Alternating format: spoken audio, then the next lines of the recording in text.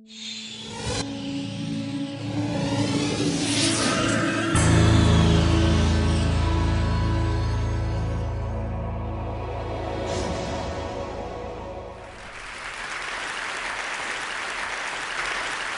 since I was a little girl, seeing Star Wars for the first time, I've been fascinated by this idea of personal robots. And as a little girl, I loved the idea of a robot that interacted with us much more like a helpful, trusted sidekick, something that would delight us, enrich our lives, and help us save a galaxy or two. So I knew robots like that didn't really exist, but I knew I wanted to build them. So 20 years pass. I am now a graduate student at MIT studying artificial intelligence. The year is 1997, and NASA has just landed the first robot on Mars. But robots are still not in our home, ironically. And I remember thinking about all the reasons why that was the case. But one really struck me. Robotics had really been about interacting with things, not with people. Certainly not in a social way that would be natural for us and would really help have people accept robots into our daily lives. For me, that was the white space. That's what robots could not do yet. And so that year, I started to build this robot Kismet, the world's first social robot. So 3 years later, a lot of programming, working with other graduate students in the lab, Kismet was ready to start interacting with people. Yeah, I want to show you something. This is a watch that my girlfriend gave me. Oh, really? Yeah, look, it's got a little blue light in it too. Like, I almost lost it this week. So Kismet interacted with people a lot like kind of a nonverbal child or pre-verbal child, which I assume was fitting because it was really the first of its kind. It didn't speak language, but it didn't matter. This little robot was somehow able to tap into something deeply social within us. And with that, the promise of an entirely new way we could interact with robots. So over the past several years, I've been continuing to explore this interpersonal dimension of robots, now at the Media Lab with my own team of incredibly talented students. And one of my favorite robots is Leonardo. We developed Leonardo in collaboration with Stan Winston Studio. And so I want to show you a special moment for me of Leo. This is Matt Berlin interacting with Leo, introducing Leo to a new object. And because it's new, Leo doesn't really know what to make of it.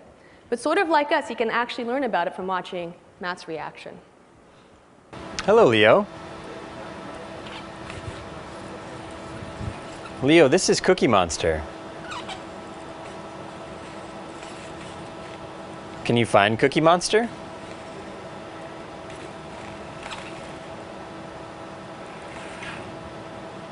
Leo, Cookie Monster is very bad. He's very bad, Leo. Cookie Monster is very, very bad. He's a scary monster who wants to get your cookies.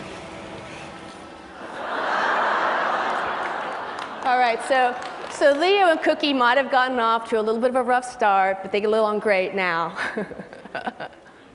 So what I've learned through building these systems is that robots are actually a really intriguing social technology, where it's actually their ability to push our social buttons and to interact with us like a partner that is a core part of their functionality. And with that shift in thinking, we can now start to imagine new questions, new possibilities for robots that we might not have thought about otherwise. But what do I mean when I say push our social buttons? Well, one of the things that we've learned is that if we design these robots to communicate with us using the same body language, the same sort of nonverbal cues that people use, like Nexi, our humanoid robot, is doing here, what we find is that people respond to robots a lot like they respond to people. People use these cues to determine things like how persuasive someone is, how likable, how engaging, how trustworthy. Turns out it's the same for robots. It's turning out now that robots are actually becoming a really interesting new scientific tool to understand human behavior, to answer questions like, how is it that from a brief encounter we're able to make an estimate of how trustworthy another person is? Mimicry is believed to play a role, but how? Is it mimicking of particular gestures that matter? It turns out it's really hard to learn this or understand this from watching people, because when we interact, we do all of these cues automatically. We can't carefully control them because they're subconscious for us. But with a robot, you can. And so in this video here, this is a video taken from David DeSteno's lab at Northeastern University. He's a psychologist we've been collaborating with. There's actually a scientist carefully controlling Nexi's cues to be able to study this question. And the bottom line is the reason why this works is because it turns out people just behave like people, even when interacting with a robot. So given that key insight, we can now start to imagine new kinds of applications for robots. For instance, if robots do respond to our nonverbal cues, maybe they would be a cool new communication technology. So imagine this. What about a robot accessory for your cell phone? You call your friend, she puts her handset in a robot, and bam, you're a MeBot. You can make eye contact, you can talk with your friends, you can move around, you can gesture. Maybe the next best thing to really being there. Or is it? To explore this question, my student Siggy Eldergissen did a study where we brought human participants, people, into our lab to do a collaborative task with a remote collaborator. The task involved things like looking at a set of objects on the table, discussing them in terms of their importance and relevance to performing a certain task. This ended up being a survival task. And then rating them in terms of how valuable and important they thought they were. The remote collaborator was an experimenter from our group where they used one of 3 different technologies to interact with the participants. So the first was just the screen, so this is like video conferencing today. The next was to add mobility, so have the screen on a mobile base. This is sort of like if you're familiar with any of the telepresence robots today, this is sort of mirroring that situation. And then the fully expressive MeBot. So after the interaction, we asked people to rate their quality of interaction with the technology, with the remote collaborator through this technology in a number of different ways. We looked at psychological involvement. How much empathy did you feel for the other person? We looked at overall engagement. And we looked at their desire to cooperate. And this is what we see when they use just the screen. It turns out when you add mobility, just the ability to roll around the table, you get a little more of a boost. And you get even more of a boost when you add the full expression. So it seems like this physical social embodiment actually really makes a difference. Now let's try to put this into a little bit of context. Today we know that families are living further and further apart, and that definitely takes a toll on family relationships and family bonds over distance. For me, I have 3 young boys, and I want them to have a really good relationship with their grandparents, but my parents live thousands of miles away, so they just don't get to see each other that often. We try Skype, we try phone calls, but my boys are little. They don't really want to talk. They want to play. So I love the idea of thinking about robots as a new kind of distance play technology. So I imagine a time not too far from now, my mom can go to her computer, open up a browser, and jack into a little robot. And as kind of grandma bot, she can now play, really play with my sons, with her grandson, in the real world with his real toys. I could imagine grandmothers being able to do social plays with their granddaughters, with their friends, and to be able to share all kinds of other activities around the house, like sharing a bedtime story. And through this sort of technology, being able to be an active participant in their grandchild's lives in a way that's not possible today. Let's think about some other domains, like maybe health. So in the United States today, over 65% of people are either overweight or obese. And now it's a big problem with our children as well. And we know that as you get older in life, if you're obese when you're younger, that can lead to chronic diseases that not only reduce our quality of life, but are a tremendous economic burden on our healthcare system. But if robots can be engaging, if we like to cooperate with robots, if robots are persuasive, maybe a robot can help you maintain a diet and exercise program. Maybe they can help you manage your weight. So sort of like a digital Jiminy, as a well-known fairy tale, the kind of friendly, supportive presence that's always there to be able to help you make the right decision in the right way at the right time to help you form healthy habits. So we actually explored this idea in our lab. This is a robot, Autumn. Corey Kidd developed this robot for his doctoral work, and it was designed to be a robot diet and exercise coach. It had a couple of simple nonverbal skills it could do. It could make eye contact with you. It could share information looking down at a screen. You'd use the screen interface to enter information like how many calories you ate that day, how much exercise you got, and then it could help track that for you. And the robot spoke with a synthetic voice to engage you in a coaching dialogue, modeled after trainers and patients and so forth. And it would build a working alliance with you through that dialogue. It could help you set goals and track your progress, and it would help motivate you. So an interesting question is, does the social embodiment really matter? Does it matter that it's a robot? Is it really just the quality of advice and information that matters?